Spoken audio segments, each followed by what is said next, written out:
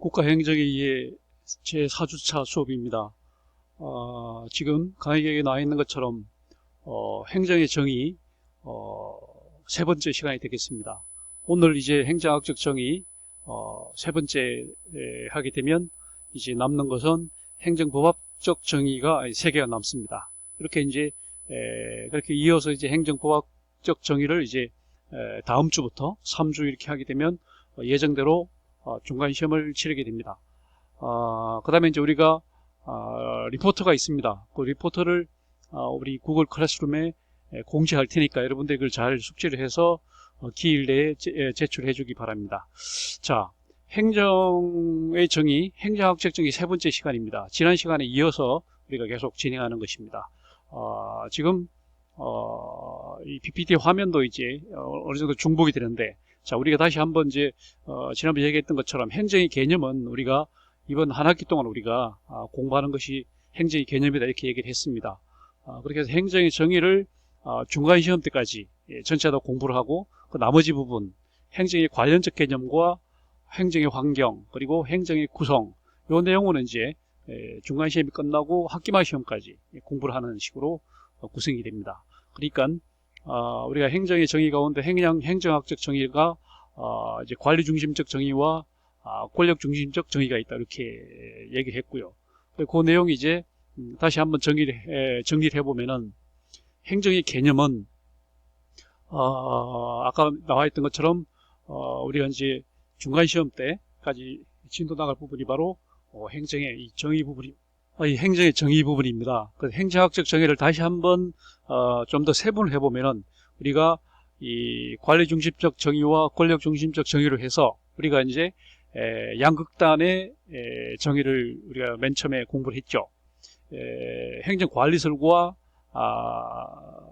통치기능설 두 가지로 이렇게 나누어서 우리가 지난 시간에 공부를 했습니다. 저 첫 주에 우리가 관리 중심적 정의를 공부를 했고, 지난 시간에 우리가 통치기능설 공부를 하고, 그 다음에 이어서 미국 중심적 정의까지 우리가 공부를 했습니다. 오늘은 행정학적 정의 가운데 마지막 남은 한 부분, 개발도상국 중심적 정의, 이 부분을 우리가 진도를 나가도록 그렇게 하겠습니다. 그 다음에 행정의 정의에 대해서, 행정의 정의가 왜 필요하고, 그 다음에 행정의 정의가 왜 중요하고, 그 다음에 행정의 정의가 왜 곤란한지, 그걸 우리가 지난번에 한번 정리를 했었죠. 그 내용을 이제 다시 한번 정리한 내용이니까 이걸 한번 다시 읽어보기를 바라겠습니다. 자, 우리가 행정학적 정의 지난번에 이제 표로 다시 한번 정리했던 건데, 행정학적 정의는 우리가 그 행정관리설과 그 다음에 통치기능설이라는 양극단에서 우리가 시기별로 주로 이제 경기 순환에 맞춰서 주로 호경기 때는 행정관리설 쪽으로 이렇게 기울었다가, 그 다음에 또 불경기일 때는 통치기능설로 기우는 그런 식으로 이제 대체로 시기적으로 이렇게 변화를 되는 그런 추세를 보이거든요. 이것이 이제 또 나라별로도 조금 차별성이 있어 갖고, 주로 이제 미국 그 선진국에서의 그러한 어떤 변화한 추세, 그리고 개발도상국에서 변화되는 추세를 구분해 볼 필요가 있겠다 이렇게 해서 우리가 표를 정리를 했었죠. 지난주에 우리가 정리했던 내용들입니다. 미국을 위시한 선진국, 그 다음에 2차 대전 이후에 새로 생긴 신생국, 개발도상국으로 이제 우리가 양분을 해서 우리가 이제 지난 시간에 공부한 것이 미국에서 어떻게 변화되어 왔는지, 그러니까 이제 첫 출발 시기는 바로 행정관리설 시기, 호황기 때는 행정관리설 시대로 우리가 이제 시작이 됐다가, 그 다음에 이제 불황기로 와서는 통치기능설로 기울었다 이렇게 이제 우리가 정리를 했죠. 행정관리설은 우리가 우드로 윌슨의 행정의 연구 논문으로부터 시작해서, 그 다음에 1차 세계대전이 끝나기 전까지 시기가 바로 행정관리에서 해당이 된다 이렇게 했었고, 그 다음에 1차 대전이 끝나고 그 대공황을 극복하는 과정에서 그 시기부터 시작해서 그다음 한국전쟁이 일어나기 시기까지를 이제 통치기능설 시기다 이렇게 봤고, 그 다음에 한국전쟁 시기에 이후에 이제 찾아왔던 미국의 그 대호황이 있었기 때문에, 그런 시대 때 또 이제 미국에서는 행정 행태설이 또 유행을 했었다. 이게 1950년대는 행정 행태설이 유행을 했었다 이렇게 얘기를 했었고, 그 다음에 1960년대 초부터서는 또 미국이 빈곤과의 전쟁 뭐 이런 걸 시작할 때이기 때문에 또 상당히 어려운 시기였죠. 베트남 전쟁도 있었고 이렇게 해서 등장했던 것이 신행정과 그 다음에 정책기능설이었다. 신행정은 대체로 60년대 그리고 정책기능설은 70년대 이런 식으로 이제 유행했던 거고, 그 다음에 이제 다시 또 호황기 접어들어서 등장했던 것이 미국에서 레이거노믹스라고 하는 공급 경제학에 기초한 신공공관리설이 1980년대부터 한 20년 동안 2000년까지 이제 지속이 됐었죠. 그러다가 이제 세계적으로 찾아온 세계적인 그 경제 위기, 여기 대응해서 미국에서도 이제 또 적극적 규제 기능서 시대로 2000년부터 이렇게 됐다. 이렇게 가지고 우리가 이제 지난 시간에 공부를 했던 거고, 오늘 공부할 것은 이제 개발도상국입니다. 개발도상국은 우리가 2차 대전이 끝나고 1945년 이후에 생겨났기 때문에 우리가 여기 미국의 행정관리설, 통치기능설에 해당하는 곳이기 때는 이제 국가 자체가 존재하지 않았죠. 그리고 2차 대전이 끝나면서 이제 등장했던 것이 비교체제설입니다. 비교체제설이라는 하는 것이 2차 대전 이후에 이제 우리가 냉전 시대 때 그 등장했던 것이 비교체제설이었고, 그 다음에 우리 흔히 말하는 이제 1960년대 개발의 연대라고 하는 1960년대 70년대 유행했던 것이 발전기능설과 정책기능설이었던 겁니다. 그러다가 이제 80년대 와서 미국에서 신공공관리설의 영향을 받아서 개발도상국에서도 신공공관리설이 잠깐 이제 유행을 했던 적이 있습니다. 우리가 말하는 신자유주의, 신보수주의 영향을 받아서 신공공관리설이 유행을 하다가, 그 다음에 이제 우리 동아시아에서 그 외환위기로부터 시작해갖고 전 세계에 퍼져나간 그런 범지구적인 경제위기에 대응해서 다시 이제 행정이 정치 쪽이 기울어서 위기관리설이라고 해서 2000년 이후로부터 지금까지 지속되는 시기다. 이렇게 이제 시기적으로 정리를 한 겁니다. 그리고 우리가 이제 지난 시간에 미국 선진국에 관한 얘기는 공부를 다 했기 때문에 오늘은 이 남은 부분을 우리가 하나씩 나누어서 공부하도록 그렇게 하겠습니다. 이게 이제 지난 시간에 또 얘기했던 거죠. 그래서 우리가 행정에 관한 정의를 크게 나눠보면 이렇게 9가지로 이제 정리가 된다. 이렇게 되는 겁니다. 행정 법학적 정의는 우리가 이제 다음 주부터 공부할 행정 법학적 정의는 행정이 얼마나 포괄적이냐, 행정의 포괄성 정도에 따라서 이제 사실 그 정의 구분법이 달라지는데, 우리 행정학적 정의는 여러 번 얘기하지만 행정이 가진 양면적 성격, 정치적 성격과 경영적 성격 가운데 어느 쪽으로 이제 기우느냐, 거기에 따른 구분이잖아요.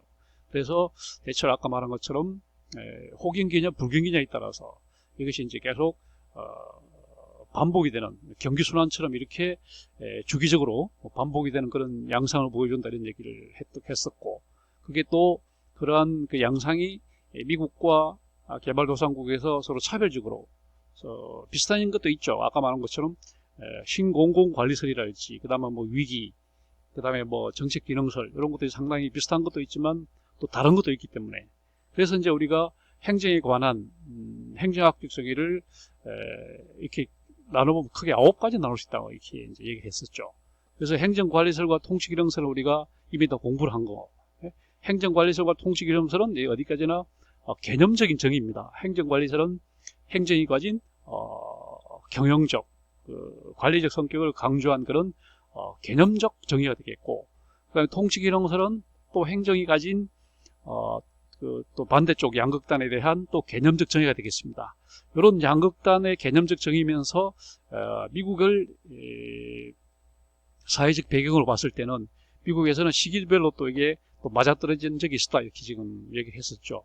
행정관리설 아까 얘기한 것처럼 우드로 윌슨의 행정의 연구 논문으로부터 시작해서 제1차 세계대전이 이제 끝나기까지 유행했던 정의였고, 그 다음에 제1차 세계대전부터 한국전쟁까지 그 미국에 상당히 어려웠던 그 시기를 또 통치기능설이 또 유행했던 시기가 있었습니다. 그러니까 행정관리설과 통치기능설은 둘 다 개념적 정의이기 때문에 미국에서도 나타나고, 미국은 시기별로도 나타나지만 개도국에서는 시기적으로 나타나지 않아요. 아까 말한 것처럼 이미 신생국이 독립하기 이전에 유행했던 그런 정의니까. 그렇지만 이거는 이제 개도국에서는 개념적으로만 존재하는 그런 정의가 되겠습니다. 그 다음 행정행태설은 요거는 이제 미국에만 적용되는, 아까 말한 미국에서 이제 호경기일 때, 경기가 좋을 때 미국에서만 유행했던 게 행정행태설이었습니다. 그리고 그 내용에 대해서는 우리가 지난 시간에 구체적으로 다 공부를 했습니다. 요거는 시간적으로 미국에서 이제 1950년대 그러니까 한국전쟁 이후에 한 10년 동안 이제 호경기 때 유행했던 그런 정의였고, 공간적으로도 이것은 미국에서만 유행했던 그런 정의였습니다. 다시 말하면 개발도상국에는 적용되지 않는 정의가 바로 행정행태설 정의가 되겠습니다. 반면에 비교체제설은 이제 2차 대전 직후에 신생국이 독립했을 때 등장한 그런 개념입니다. 그러니까 이것은 시간적 개념으로 2차 대전 직후라고 하는 공간적 개념으로 개발도상국에 국한되는 그런 정의가 되겠습니다. 그러면서 또한 체제를 비교한다는 거기 때문에 이거는 시간 공간적으로 이렇게 국한된 그런 개념이기도 하지만, 사실 비교라고 하는 것은 어디서나 이제 중요하기 때문에 사실 또 개념적 정의라고도 할 수 있어요. 쉽게 말하면 이제 미국과 선진국이라고 하는 그런 체제, 반면에 개발도상국이라고 하는 그런 체제를 둘로 나눠보는 그런 비교적 시각이니까 또 개념적 정의라고도 볼 수 있습니다. 다섯 번째, 이 발전기능설은 이제 시간 개념입니다. 이거는 이제 1960년대부터 80년대까지 한 20년 동안 흔히 말하는 개발의 연대에서만 유행했던 그런 정의다, 이렇게 얘기할 수 있는 거고, 그다음에 공간적으로도 선진국이나 미국에는 적용되지 않고 오로지 개발도상국에 적용되었던 그 개념이 바로 발전기능설이었습니다. 그러니까 한 20년 동안 발전도상국에서만 유행했던 개념이다, 정의다, 이렇게 이제 얘기할 수 있는 거고, 그래서 그 당시 이제 발전이라고 하는 말이 굉장히 많이 유행을 해서 발전이란 말을 굉장히 그때는 많이 썼습니다. 발전 또는 개발, 이런 말이 워낙에 많이 썼어요. 그래서 지금도 그게 많이 남아 있습니다. 예를 들면 뭐 여성 발전센터, 무슨, 그 다음에 한국개발연구원, 이런 그 다음에 우리 한국산업은행을 코리아 디벨롭먼트 뱅크, 이런 한국 개발은행, 이런 식으로 이제 하는 그 개발, 발전, 이 말이 그 당시 한 20년 동안 우리 신생국에서 굉장히 유행했던 그런 개념이다 보니까 아직도 그 그림자가 아직도 남아있다. 최근에 와서는 무슨 혁신, 이런 말들을 쓰고 있긴 하지만 그 당시 한 20년 동안은 거의 발전, 개발, 이런 말만 쓰던 그런 시기였습니다. 그 다음에 여섯 번째가 이제 신행정인데, 우리가 지난 시간에 공부한 것처럼 미국에서만 나타났던 New Public Administration, 미국에서만 유행했던 겁니다. 그래서 이거는 사실은 시간적으로 1960년대 미국에서 빈부격차가 굉장히 벌어져서 빈곤과의 전쟁을 시작했던 존슨 행정부의 빈곤과의 전쟁, 그리고 베트남 전쟁, 이와 같이 굉장히 어려운 시기에 이제 시간적으로는 이제 60년대, 70년대 이때 적용됐던 것이 신행정이고, 공간적으로도 미국에서만 이제 적용이 됐던 겁니다. 다른 개발도상국에서는 이런 구분이 없었어요. 그래서 이거는 시간 공간적 개념이다, 이렇게 말할 수 있지만, 사실은 이게 왜 개념적 정의가 되느냐 하면은, 사실은 기존의 이제 행정이라고 하는 것이 특히 미국의 이제 빈곤과의 전쟁을 그 시기에 이제 이런 측면이 이제 부각이 됐는데, 행정이라고 하는 거는 하는 것이 기존의 계급 구조에 있어서 기존의 어떤 불평등을 악화시키는 그런 기능을 하는가, 아니면 흔히 말하는 형평, 이런 원칙에 따라서 빈부격차를 줄이는 쪽으로 가는가, 이런 걸 본 거죠. 그러니까 기존의 미국의 행정이라고 하는 것은 객관적으로 봤을 때 사회적 불평등을 악화시키더라. 오히려 수수방관하고 소극적 중립만 지키다 보니까 어떻게 보면 미국의 빈부격차를 벌리는 주체더라, 이렇게까지 반성을 한 거고, 그래서 신행정이라고 하는 것은 거기서 벗어나서 이제는 보다 적극적인 의미의 중립, 그리고 사회적인 불평등을 완화시키는데 형평이라는 그 원칙에 맞도록 보다 적극적으로 개입하는 그런 행정이 돼야 되지 않을까. 그러니까 그런 가치 측면에 있어서 이제 이런 뭐랄까 각성을 촉구하는 그런 흐름이었기 때문에 이거는 또 개념적 정의라고 할 수 있어요. 시간 공간적으로 국한되긴 하지만 또 개념적 정의라고도 말할 수 있습니다. 그 다음에 7번째는 이제 정책 기능설이죠. 이거는 1970년대 한때 또 정책이란 말이 굉장히 유행했던 적이 있었습니다. 아까 말한 발전 기능에 발전이라고 하는 말이 이제 신생국에서 크게 유행했던 그런 개념이었다면 주로 이제 미국이나 선진국에서는 발전 대신에 성장이란 말을 많이 썼지만 발전이라고 하는 것이 이제 그 당시 개도국에서 굉장히 유행했던 개념이라면 주로 이제 미국 중심으로 해서 미국은 물론이고 개도국에서조차 굉장히 중요한 이제 전혀 새로운 개념으로 등장했던 것이 정책이라고 하는 겁니다.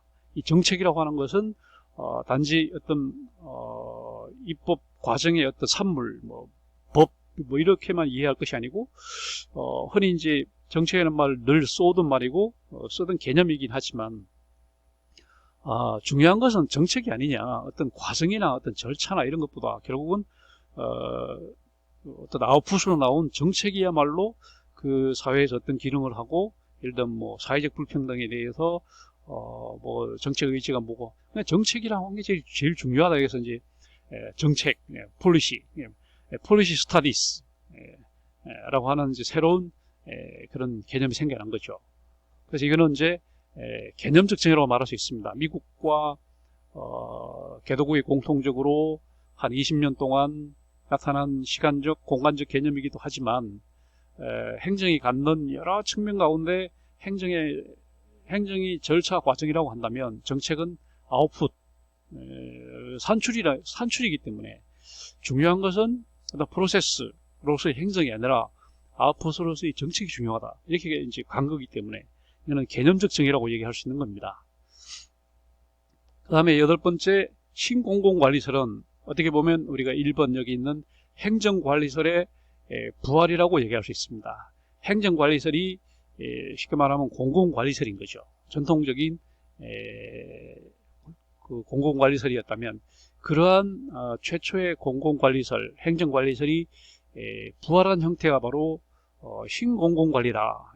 우리 지난번 얘기했듯이 MPB다, NPM이다. New Public Management다. 이게 이제 호경기 때, 미국과 개도국을 공통적으로 호경기 때 80년대 등장했던 개념이었던 겁니다. 굉장히 경기가 좋았기 때문에 그런 상황에서는 어떤 수요를 조작하는 그런 케인즈적인 그런 경제 정책보다는 공급 곡선을 움직이는 그런 형태로 해서 쉽게 말하면 이제 낙수효과에 기대를 하고 이렇게 해서 신공공관리설이 크게 이제 등장을 했던 겁니다. 그래서 대대적으로 민영화가 진행이 됐던 거고 뭐 이런 거죠. 이것도 지난 시간에 얘기했지만 또 조금 다른 측면이 있으니까 오늘은 또 개도국 측면에서 한번 보도록 그렇게 하는 거고요. 그리고 이것은 또 개념적 정의라고 말할 수 있습니다. 시간적으로는 미국과 개도국이 공통적으로, 그 다음에 공간적으로 볼 때는 미국과 개도국의 공통적으로 적용이 되면서, 또 시간적으로는 80년대라고 하는 그 시간 공간적으로 국한된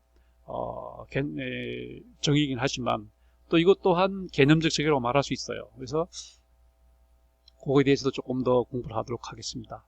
그 다음에 적극적 규제 기능설, 우리가 지난번에 봤더니 미국에서는 주로 적극적 규제 기능설로 이렇게 나타났던 거고, 그 다음에 개발도상국에서는 위기관리설 형태로 뭐 비슷한 그런 거긴 하지만 약간 다른 양상을 가지고 나타났던 겁니다.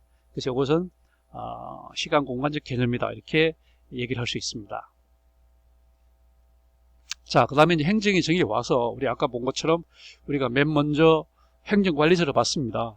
행정에 대한 경영적 그 관리적 측면을 강조한 주장이다. 이렇게 해서 그 창시자는 우드로 윌슨이다, 이렇게 얘기했고, 그 다음에 시대적 배경이라고 하는 것은 역관주의라고 하는 엄청난 부패였고, 그래서 행정을 정치로부터 독립을 시켜서, 부패한 정치로부터 독립을 시켜서 관리 경영 쪽으로 이제 편입을 시킨 그런 정의가 바로 행정관리설이다 이렇게 얘기를 했었고, 그 다음에 지난주에 이제 거기에 대한 반작용으로 나온 것이 시기적으로 이제 1차 대전 직후에 세계적인 대공황에 대응해서 경기 부양자로서의 이제 행정, 그래서 이제 케인즈 수요 조절 이론, 이걸로 해서 등장했던 것이 바로 통치기능설이다 이렇게 얘기를 했습니다. 그래서 이 통치기능설은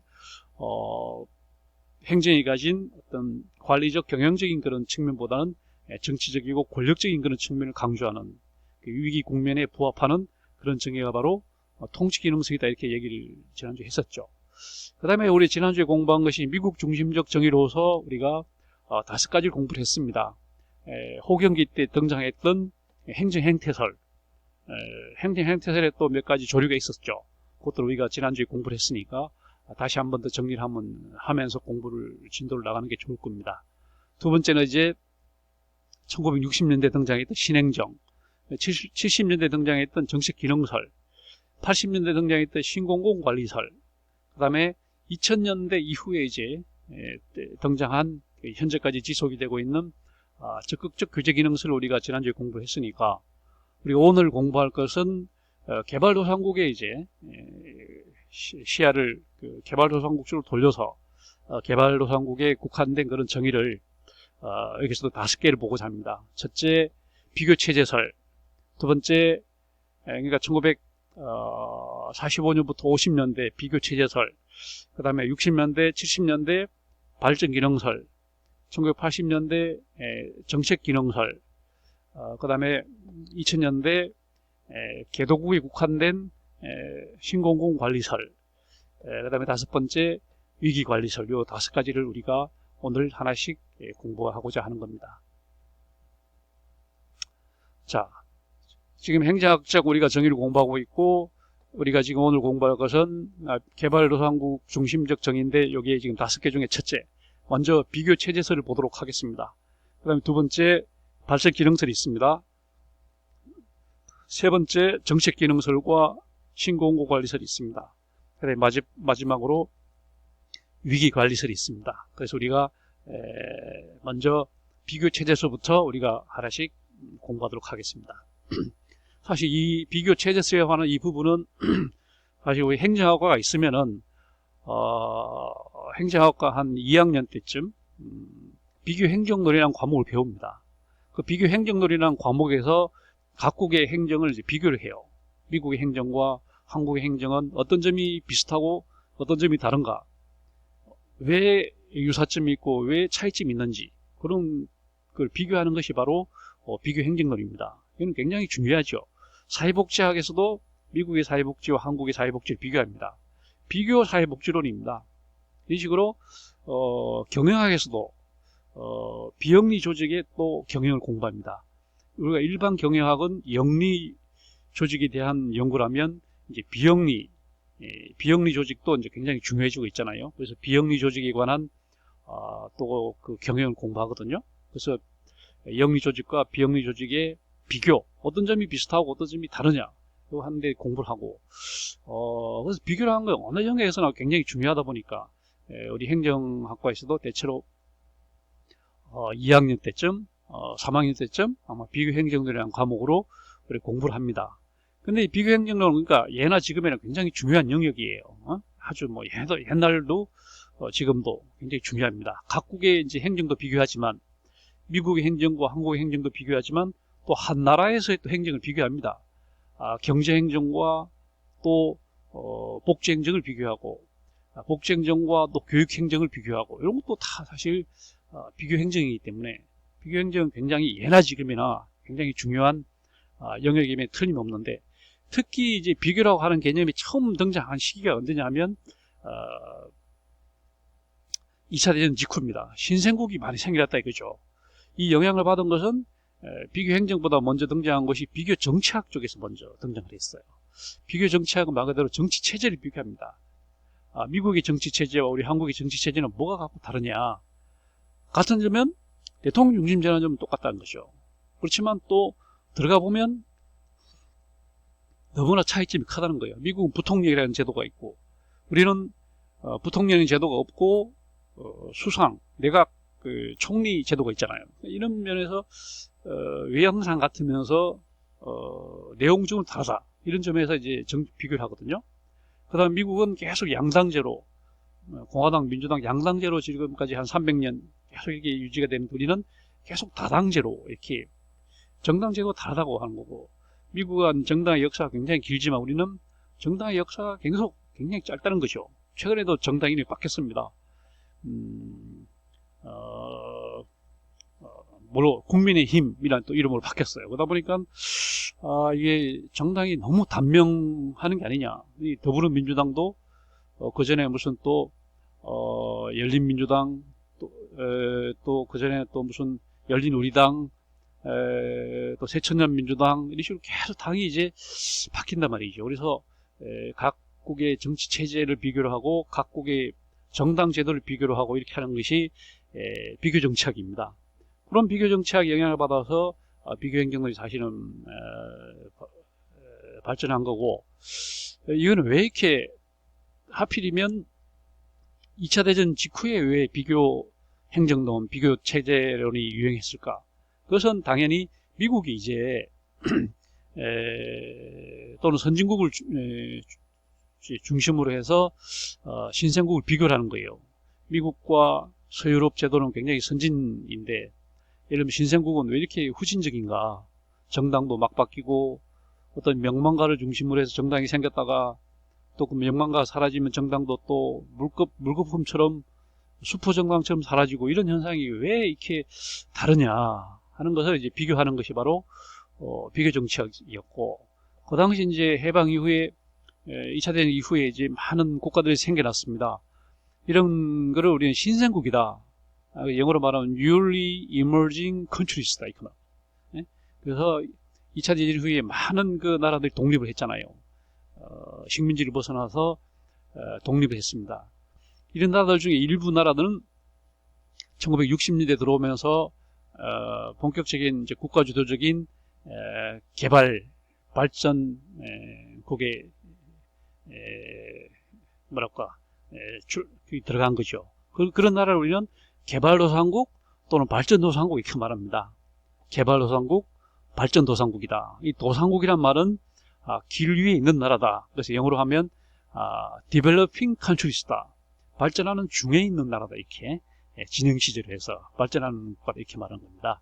그 가운데 이제 또 성과가 좋은 나라들을 신흥공업국이다 이렇게 말하는 거죠. 신흥공업국이다. 닉스다. newly industrializing countries다. 첫자를 따서 닉스다. 그래서 NIC는 대문자로 쓰고 S는 countries의 맨 마지막에 있는 소문자를 붙여갖고 닉스다 이렇게 신흥공업국.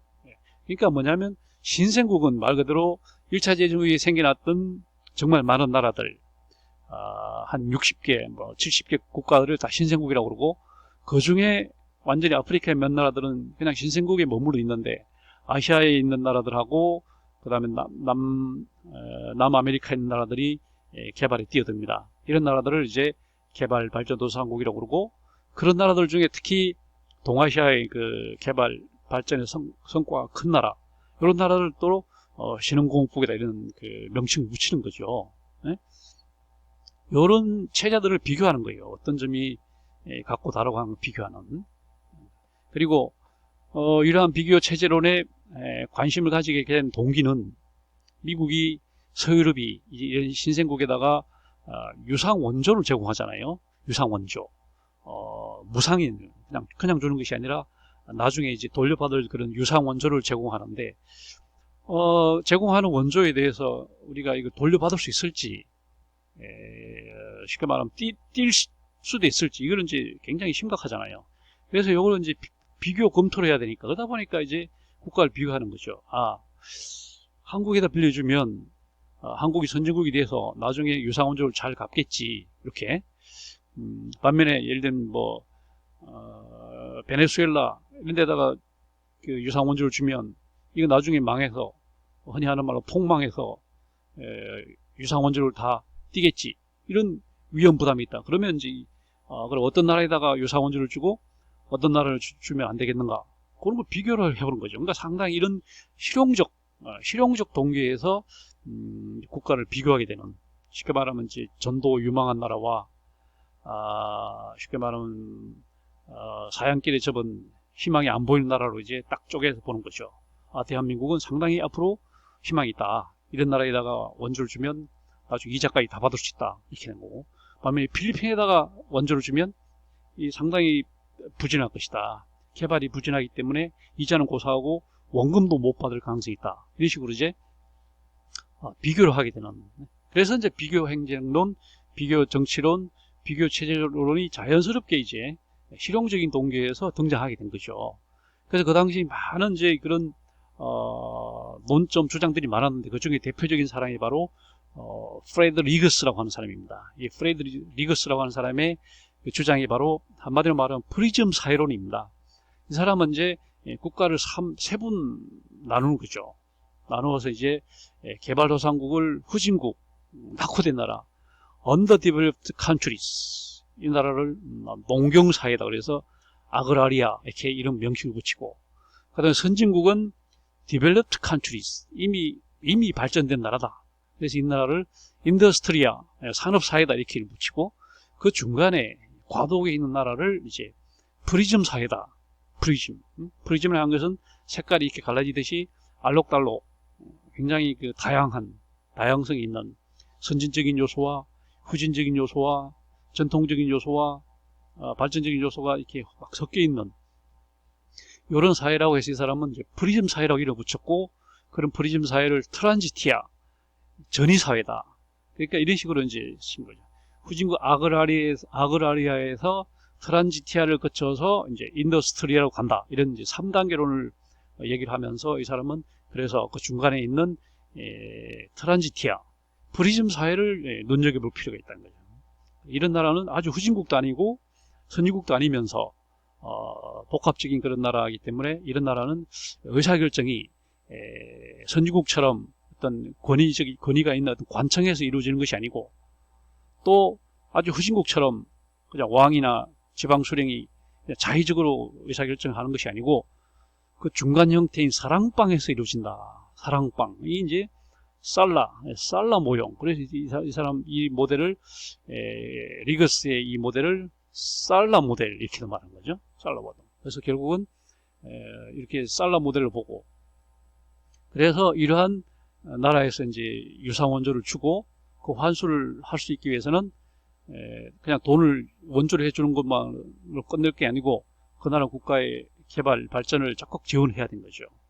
그래서 정부가 앞장서서 발전을 유도하도록, 우리가 이거를 발전 유도자다, 영어로 말하면 체인지 에이전트다, 이런 행정 기능이 꼭 필요하다 해서 발전 행정론. 그래서 우리는 자연스럽게 비교 체제로는 자연스럽게 발전 행정도 이어질 수밖에 없는 거죠.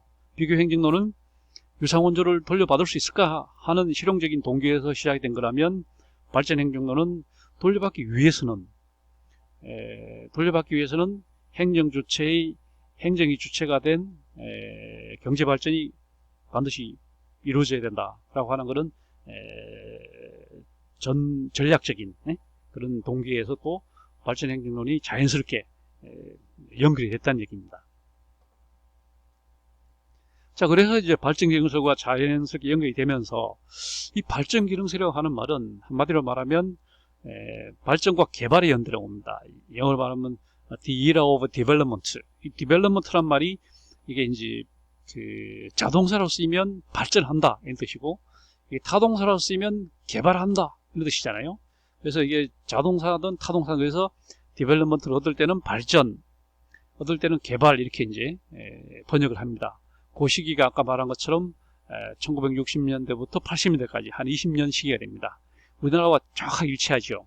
우리가 제1차 경제개발 5개년 계획을 시작한 게 1962년부터 시작해서 그 다음에 경제성장이 멈추던 해가 이제 80년대 와서 멈췄으니까, 우리 대한민국의 그 연대와 정확히 일치하는 것이 개발도상국 일반의 그 개발 발전 연대입니다.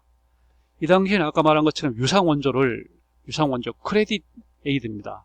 무상, for free, 무상 그 원조가 아니라 유상원조를 주는 미국이나 서유럽이 그 그 유상원조를 돌려받기 위해서는 신생국의 발전을 유도해야 돼요. 발전을 유도하려면 그 돈만 빌려줘서는 안 되고 그 체제가 안정이 되도록 그 국가의 지도자를 뭐랄까요, 측면에서 지원해야 됩니다. 그러다 보니까 자연스럽게 독재, 우리 말하는 개발 독재로 자연스럽게 지원하게 되는. 그래서 그 당시에 뭐 인도네시아의 수카르노, 그 다음에 대한민국의 박정희, 뭐 그다음에 필리핀의 뭐 아퀴노, 뭐 이런 사람들한테 막 지원했던 거죠. 그러니까 경제 궁극적으로 말하면 이제 유상원조를 돌려받기 위해서 발전을 이루기 위해서는 독재를 지원해 줘야 된다. 사회가 안정이 된다. 이런 식으로 해서 개발 독재와 자연스럽게 연결이 된 거죠. 이 당시에는 이제 발전이라는 말, 개발이라는 말이 굉장히 좋은 뜻으로 많이 쓰였었고, 어떤 게 발전이냐, 어떤 게 개발이냐 이렇게 정의를 하기는 굉장히 어렵지만 사실은 선진국을 닮아가는 게 발전이다. 이런 식으로 이제 굉장히 단순하게 얘기했죠. 미국을 닮아가면 발전이요, 개발이요. 미국에서 멀어지면 그런 낙후, 후진 이런 식으로 이제 아주 뭐랄까 편향된 그런 정의를 했던 거죠. 그래서 이 당시에 이제 중요했던 것은 경제 발전을 유도하려면 주체가 누가 돼야 되냐? 결국은 행정이 돼야 돼요. 그래서 우리가 말하는 체인지 에이전트는 결국은 행정부가, 국가와 행정부와 그다음에 군인들이 그런 발전을 유도를 해야 됩니다. 거기에 또 잘 부합되는 것이 바로 대한민국이었죠. 박정희라고 하는 군부, 그 다음에 제3공화국이라고 하는 독재, 개발 독재 체제, 이것이 아주 최적격이었던 그런 셈입니다. 그래서 그러한 발전을 유도하려면 좀 안정적으로 유도를 하려면 중추적인 기관을 만들어내야 됩니다. 이런 것을 우리는 기관 형성이다 이렇게 말하는 거죠.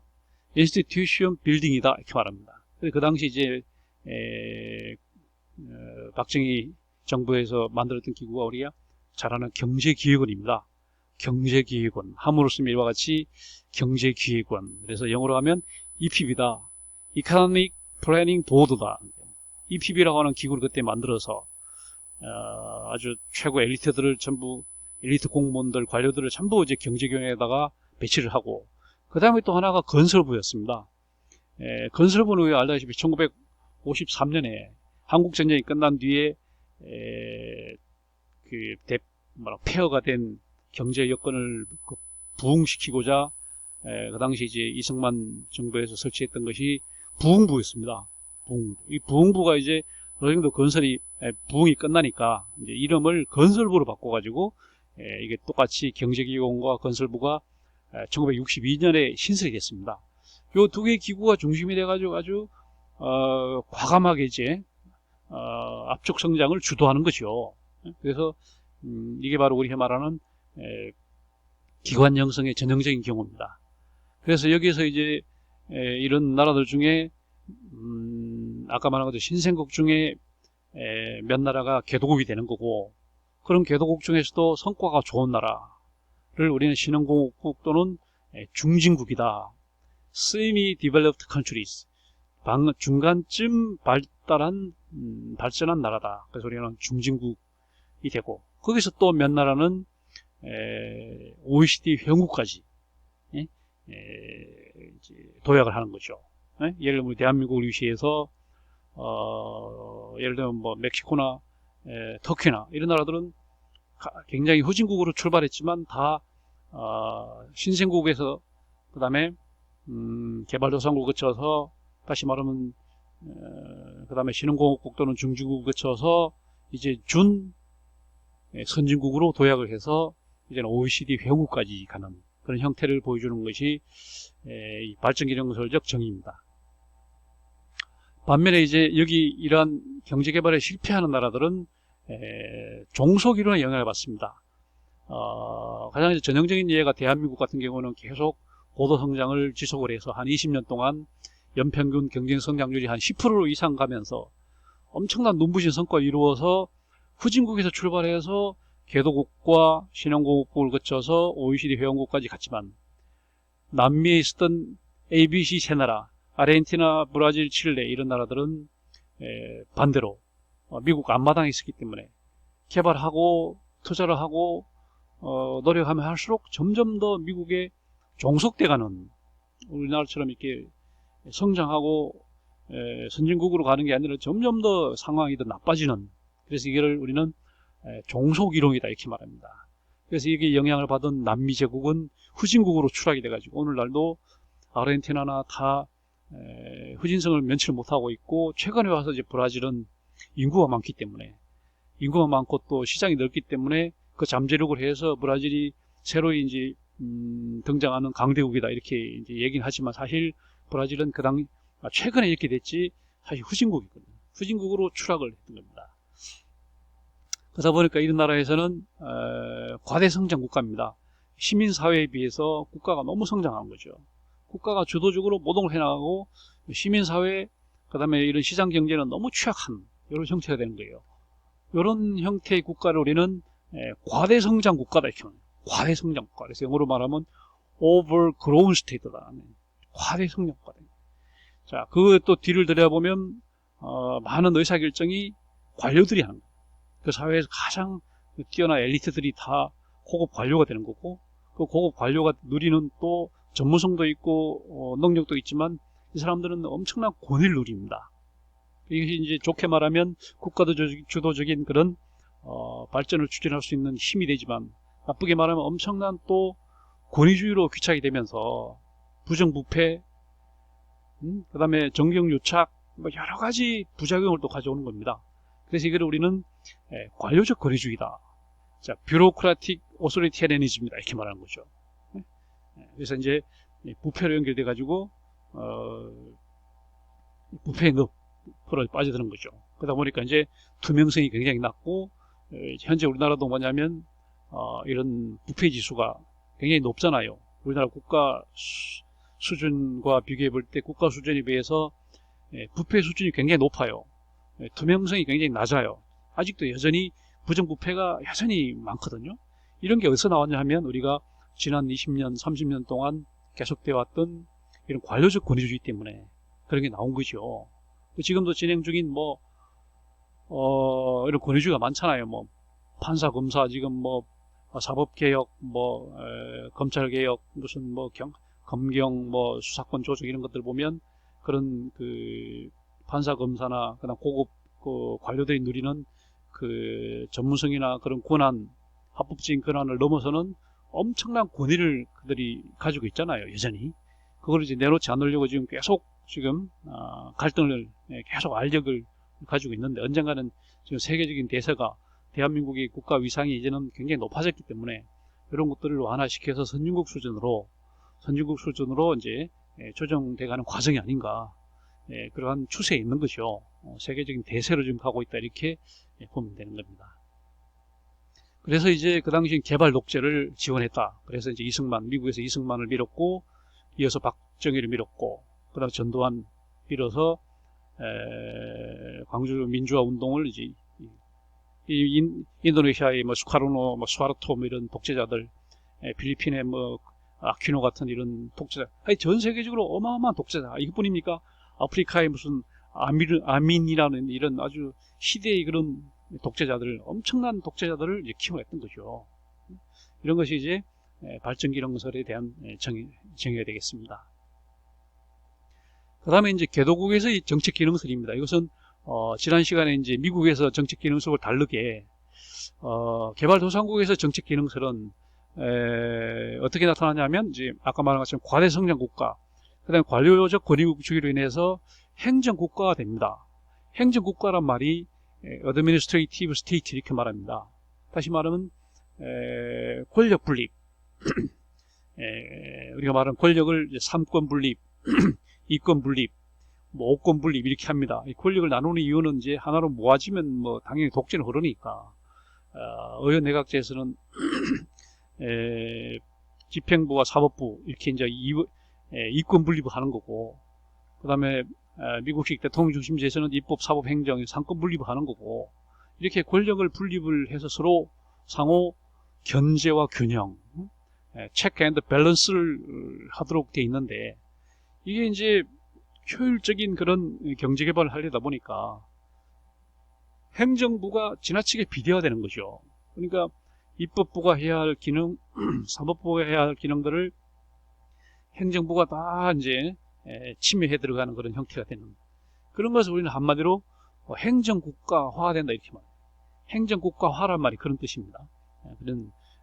그래서 행정국가화되면서 그래서 이제 이런 개발 독재가 연장이 되는 형태로 1990년대까지 연장이 되는 형태로 나타났던 것이 이제 다시 말하면 입법부 국회가 하는 정책 형성 결정 기능, 사법부 법원이 하는 정책 평가 기능까지도 이제 행정부가 침해를 해서 준입법권의 영역이 굉장히 넓어지고 그 다음에 준사법 영역이 굉장히 넓어져서 사실 행정부가 비대해져 가지고 상권 거의 다 잠식하는 형태가 된다. 이거는 이제 우리가 다음 주에 바로 행정법학적 정의 들어가서 이 문제를 계속 얘기를 할 겁니다. 행정국가 얘기는 앞으로 계속 나올 거예요. 그래서 이제 개도국에서 정책 기능사는 바로 이런 행정국가와 맞물려 있다 이렇게 말할 수 있는 거고, 그 다음에 아까 나왔던 발전기능설과 자연스럽게 또 연결되는 것이 바로 정책기능설이다 이렇게 얘기할 수 있는 겁니다. 그 다음에 이제 네 번째가 개발도상국에서의 신공공관리입니다. 우리 신공공관리는 지난주에 얘기를 했습니다. 주로 미국에서, 그 다음에 유럽에서, 미국에서는 레이거노믹스, 그죠? 그 다음에 영국에서는 대처리즘, 세처리즘 이런 영향 때문이었죠. 그 당시에 1980년대 굉장히 이제 호기심이 찾아오니까 그 당시 이제 그 국가의 개입주의 여기에 대해서 반발이 이제 일부 해서 그 당시 등장했던 것이 신자유주의, 신보수주의가 등장했잖아요. 그래서 그 흐름을 레이거노믹스 또는 세처리즘 이렇게 말합니다. 그래서 굉장히 강력한 영향을 받고 그 다음에 공급 경제학이 등장하는 거죠. 그러니까 이제 케인즈처럼 유효 수요를 창출하는 식의 그런 수요 곡선을 이동시키는 것이 아니라 낙수 효과를 기대해서 이제 대기업들 중심으로 공급 곡선을 움직이는 그런 식으로 이제 경기 조절을 하면 케인즈 경제학은 물가와 경기 부양 중에 하나는 포기를 해야 되는 두 마리 토끼를 잡을 수 없는 그런 난점이 있는 케인즈 경제학의 그 이론적인 결함을 완전히 해결하면서 공급 경제학은 경기도 부양시키면서 물가도 안정시킬 수 있는 두 마리 토끼를 잡을 수 있는 그런 완전 대안적인 이론 체계로 이제 등장했던 거죠. 그래서 그 당시 그걸 주장했던 사람들이 이제 노벨 경제학상까지 받았던 거고, 해서 굉장히 역발상 이렇게 해서 이제 엄청난 파장을 일으켰습니다. 그래서 전 세계적으로 유행했던 게 바로 그러한 정책 일환으로 나온 것이 대기업들한테 이제 국가가 굉장히 많이 지원을 통해서 대기업이 살아야 중소기업이 살고 그래야 자영업이 살고 그 다음에 일반 가게가 살아난다 이런 가정으로 갔던 것이 공급 경제학이었고 그런 차원에서 엄청난 정부 축소 그다음에 민영화 그다음에 공기업 민영화 이런 걸 이어지다 보니까 이 대기업 재벌들한테 엄청난 이제 특혜가 갖고 그래서 그것이 이제 중소기업을 거쳐서 일반 가게까지 이제 효과가 올 것이다 라고 했던 가정이 바로 낙수 효과란 거죠. 트리클링 다운 이펙트라고 합니다. 화분에 위에 물을 주면 그 물이 아래로 흘러가서 이제 화초가 자란다 이런 효과가 바로 낙수 효과를 기대했던 건데 이게 이제 사실 이론적으로 아까 말한 것처럼 경기 부양과 물가를 동시에 잡을 수 있는 그런 이론적으로 완벽한 그런 강점을 가졌는데 현실적으로 이게 가정이 안 먹히는 거죠. 대기업한테 간 돈이 재벌한테 간 투자가 중소기업으로 자영업으로 일반 가게로 낙수가 안 되는 거예요. 딱 막히는 겁니다. 대기업에서 끝 이런 식으로 해서 고용 창출도 안 되고 이런 그래서 낙수 효과는 이제 끝났다 이렇게 해서 이제 최근에 와서 다시 거꾸로 다시 분수 효과 분수 효과로 해서 우리가 흔히 말하는 소득 주도 성장 우리가 말하는 소주 성장 소득 주도 성장으로 가자 이렇게 해서 이제 분수 효과 파운틴 이펙트라고 하는 이제 다시 케인즈 이론이 살아나고 다시 뉴딜 경제 정책이 지금 또 문재인 정부에서 뉴딜 경제 정책이 나오잖아요. 이것이 이제 뭐냐면 전 세계적으로 이런 공급 경제학적인 낙수 효과가 실패한 게 이제 다 입증이 됐기 때문에 미국에서도 이미 트럼프가 이미 오바마 때부터 트럼프가 완전히 이 낙수 효과를 포기를 했고 일본도 아베가 완전히 포기를 했습니다. 우리도 이제 사실상 이거는 검증이 끝났다 이렇게 보기 때문에 이제 다시 분수 효과로 가야 된다 이렇게 해서 미국에서도 돈을 풀고 일본 아베도 돈을 풀고 그다음 우리도 이제 뉴딜을 해서 돈을 푸는 식으로 이렇게 이제 가고 있잖아요. 그 당시에는 이제 이런 낙수 효과를 기대를 하고 재벌 대기업에게 굉장히 많이 지원했던 겁니다. 그러다 보니까 굉장히 대대적인 민영화, 특히 미국에서 캘리포니아주 같은 경우에 막 전력 산업이 완전히 민영화가 되고 그다음에 막 그 철도 이런 것도 막 우정사업, 우편사업 이런 것도 막 대대적으로 민영화가 된 거죠. 미국만 그렇습니까? 영국에도 대처리즘에 영향을 받아서 대대적인 보수당이 장기 집권하면서 대대적으로 민영화가 됐던 거죠. 그리고 의료보험도 민영화가 되고 그러다 보니까 이제 엄청난 또 부작용이 막 나온 겁니다. 그래서 이 민영화로 인해서 소득 분배가 심화되고 악화되고 양극화되는 그런 국내적으로 볼 때 이런 양극화된 거죠. 그리고 또한 실물과 금융이 이제 분리가 되고 그 다음에 막 금융이 자체 무슨 막 공격적인 그 뭐랄까 투자, 그 다음에 투기, 선물 투자 막 이런 식으로 해서 금융기관이 부실해지니까 덩달아서 실물 경제도 불황이 오는 이런 형태로 와가지고 금융위기가 이제 국내적으로도 조성이 되는 거죠. 그 신공고관리설이 가져온 그 부작용의 결과 이제 오늘날 범지구적인 전지구적인 대불황의 골이 너무 깊고 시기도 너무 오래가고 그리고 지금 이대로 가갖고는 언제 이 불황을 벗어날 수 있을지 끝이 안 보이는 특단의 대책이 없는 옛날에 여러 가지 대책이 있었죠. 수요를 조작을 해보고 그 다음에 해외 시장 개척도 해보고 그 다음에 기술 혁신으로 원가 절감도 해보고 이렇게 여러 가지 대책이 있었는데 이제는 해볼 수가 없는 거죠. 이미 이제 다 끝났죠. 더 이상 기술 혁신 할 수도 없고 원가 절감도 더 이상 할 수가 없고 시장 개척도 다 세계화로 인해서 다 이제 아프리카 뭐 어디 할 것 없이 구석구석 다 시장 다 이제 더 이상 이윤율을 끌어올릴 만한 뭐 마땅한 대책이 없는 거죠.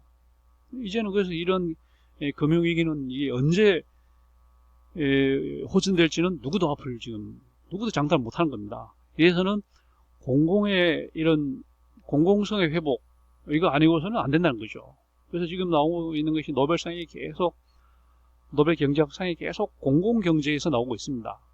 민간의 뭐 이윤을 높이고 이런 데서 나오잖아요. 계속 공공성을 어떻게 하면 강화하면서 그 다음에 뭐랄까 소득 분배, 재분배를 어떻게 하면서 이것이 어떻게 성장 동력으로 연결을 시켜서 경제 성장을 견인하고 뭐 이런 그 선순환 메커니즘을 내는 이런 쪽으로 계속 노벨 경제학상이 나오고 있잖아요. 이것은 이미 이제 민간 영역, 이윤 영역은 더 이상 이제 성장의 벽이 부닥쳤다. 우리 한 말하는 이윤율 하락의 법칙, 이윤율 하락의 법칙에 이미 다다랐기 때문에 더 이상 우리는 대책이 있을 수 없다. 이렇게 된 거잖아요. 자, 이렇게 해서 이제 요 또 결과 당연히 마땅히 등장한 것이 바로 마지막에 위기관리설입니다. 아까 말한 것처럼 그 국내적으로도 미국으로 볼 때도 국내적으로 이미 아까 말한 것처럼 그런 신자유주의, 신보수주의 때문에 그 다음에 공급 경제학이 갖는 그 이론적인 결함 뭐 이런 것 때문에 국내적으로 볼 때도 이미 위기가 팽배해 있었고 국제적으로 볼 때도 이제 90년대 말 2000년대 초에 동아시아 우리나라와 뭐 태국이나 이런 아세안 제국에 있어서 외환위기가 발발했죠. 그 다음에 거기 이어서 외환이 부실해지니까 그다음 제2금융권 우리 말하는 그 대한투자신탁, 한국투자신탁 이게 이제 위기가 오고 막 은행들도 부실해지고 이러니까 금융위기가 막 오는 거고요. 그 다음에 이미 세계화가 엄청나게 진행이 됐기 때문에 더 이상 시장 확대는 할 수가 없는 시장 확대가 한계에 왔고 그 다음에 세계화로 인해서 국내적인 국제적인 무한경쟁 시대로 도래하기 때문에 더 이상 이제 기업들이 이윤율을 높일 수 없는, 도요타든 뭐 현대든 애플이든 삼성이든 어디든 더 이상 장기적인 이윤율을 끌어올릴 수가 없는 그런 상황이 오는 거죠. 그리고 그 골도 깊고 시기도 끝이 안 보이는 그런 장기 침체가 계속됩니다.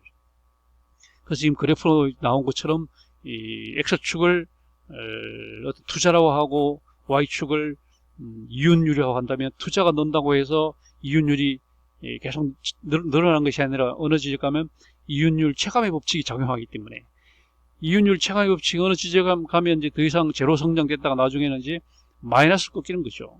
지금 이제 마이너스로 꺾이는 국면에 와 있기 때문에 이거를 다시 끌어올릴 수 있는 추력이 없다는 거예요. 아까 말한 것처럼 시장 확대도 안 되고, 그 다음에 기술 혁신, 뭐 원가 절감도 안 되고, 뭐 어떻게 해볼 수가 없는, 그러다 보니까 장기 침체가 계속되고 있는 거고, 미국에서는 이제 그 금융위기가 촉발된 게 서브프라임, 제2금융권의 부실이 되면서 미국도 똑같아요. 제2금융권의 부실이 오면서 그 다음에 우리가 말하는 제1금융권까지 이제 위기가 오고, 그러다 보니까 실물 위기까지 오고, 그러니까 이러같이 금융위기, 그 다음에 세계적 불황의 악화, 그리고 장기화, 그러다 보니까 그동안에 이제 가트 대신에 WTO가 출범하고 해서 완전한 자유무역, 완전한 관세 없는 그런 자유무역 시대로 가는구나 했는데, 이게 이제 너무 경제 상황이 안 좋으니까, 그래서 미중 패권, 또 정치적인 군사적인 패권과 맞물려 가지고 지금 트럼프가 중국에 대해서 보호무역주의, 무역 전쟁을 시작했잖아요. 전면적인 무역 전쟁을 가면서 이제 자유무역주의가 다시 이제 보호무역주의로 다시 회귀하는 그런, 그래서 이런 경기 전망이 상당 기간 계속될 걸로 이렇게 보이는 겁니다. 그러다 보니까 미국에서 적극적 규제, 그 다음에 후진국 개도국에서 위기 관리, 이러한 그 성격의 행정의 정의는 당분간 계속되지 않을까. 20년, 30년, 4, 50년 앞으로 당분간은 계속될 것이다, 이렇게 전망이 되는 겁니다. 자, 이렇게 하면 우리가 행정의 정의 가운데 행정학적 정의를 다 마치게 됩니다. 그래서 우리가 개념적으로 행정관리설과 통치기능설 구분을 했고, 그 다음에 이제 시간적으로 구분을 했고, 또 공간적으로 미국과 개발도상국을 구분을 해서 우리가 정의들의 어떤 변천 과정, 추이를 우리가 이제 공부를 했습니다. 그러면 이제 행정학적 정의를 마치고 다음 주부터는 행정법학적 정의로 넘어갈 수 있게 되는 겁니다. 그래서 오늘 수업은 여기까지 하고, 그 다음에 다음 주에는 행정법학적 정의로 넘어가도록 그렇게 하겠습니다. 그리고 아까 이야기한 것처럼 구글 클래스룸 거기에 리포트를 공지할 겁니다. 리포트를 작성을 해서 본래는 중간 시험까지 내는 건데 지금 시간이 좀 지체가 됐으니까 제 10주차에 제출하는 걸로 그렇게 하도록 하겠습니다. 행정학적 정의가 오늘로 끝났으니까 지난 3주 동안 공부했던 행정학적 정의를 한번 쑥 다 정리해서 한번 공부를 해보기 바라고, 거기에 해당되는 그 우리 책의 교재 부분은 아까 말한 것처럼 제3장 부분 있잖아요. 그걸 좀 잘 읽어보고 그렇게 하길 바라겠습니다.